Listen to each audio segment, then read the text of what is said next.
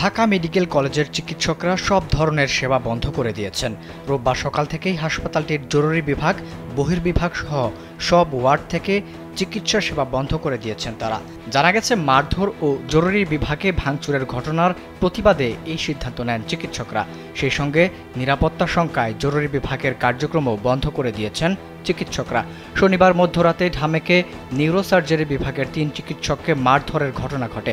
এই ঘটনায় CCTV footage দেখে দোষীদের শনাক্ত করে গ্রেপ্তারের আলটিমেটাম দেওয়া হয়। অন্যথায় ২৪ ঘন্টা পর তারা কর্মবিরতিতে যাবেন বলে ঘোষণা দেন, কিন্তু তার আগেই কর্মবিরতিতে গেছেন তারা।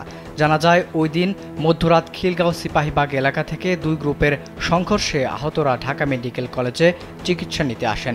আর নয় সৌন্দর্য নিয়ে চিন্তা, এবার নিজেকে সুন্দর করে তুলুন স্টাইল ম্যানিয়াক্সের সাথে।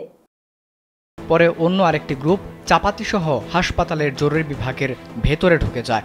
এ সময় হাতে নাতে ৪ জনকে আটক করে সেনাবাহিনীর হাতে তুলে দেয় কর্তৃপক্ষ।